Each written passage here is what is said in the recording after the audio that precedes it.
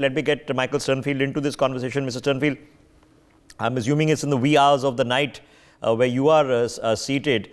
So what do you make now that the day has arrived, sir? I'm guessing you've had a chance to look at the temple as we have been telecasting this. What do you make of the moment, sir?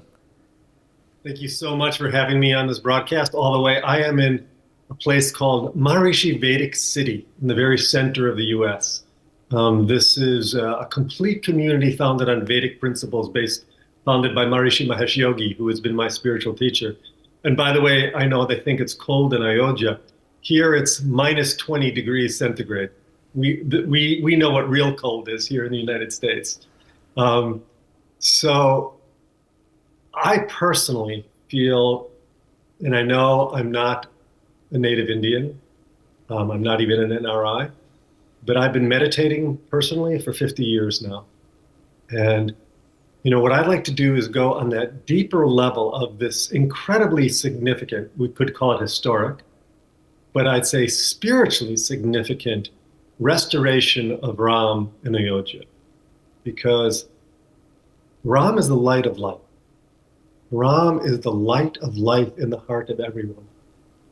And when you fathom the depth of this consecration of the Ram temple in Ayodhya after hundreds and hundreds of years, it's really a reinstallation of Ram in the heart of everyone in India.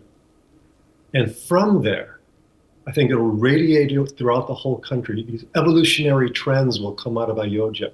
It's extremely powerful for the revival of India as the center for true spiritual knowledge for the world.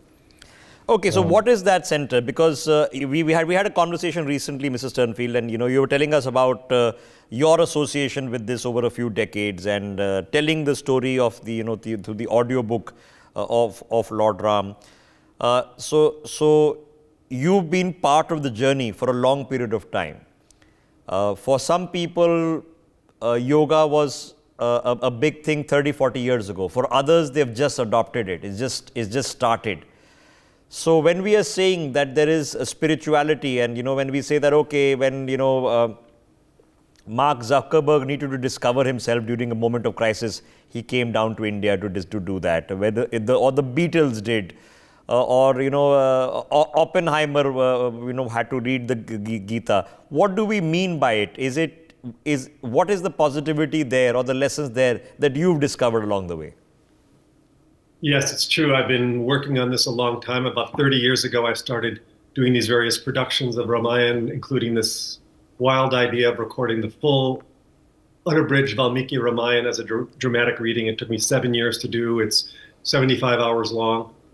The transformation that I went through in that process in those 7 years, I didn't just record the Ramayana, I was living the Ramayana. And really, what is the Ramayana? Discriminating finer and finer levels of Dharma. And we're caught up in a world right now that's in Kali Yuga, Dharma. And I think it's very interesting, and this goes back to, there's both a personal and collective level. On a personal level, all of us are Ram, on our Ramayana, our cosmic journey of Ram. All of us are on this cosmic journey. Transformation, growing in finer levels of Dharma, deeper levels of truth. The Ramayana is a guide, it's a textbook for fathoming deeper and deeper levels of life, all the different levels. Maryada Purushottam Ram, Ram Brahm Paramaratma. So on a personal level, but on a collective level, what happens at the end of the Ramayana? Ram creates Ram Raj. Ram Raj Dukkhahu Navyapa. No suffering in the kingdom of Ram. Now, we're in Kali Yuga. It seems impossible to create this golden age.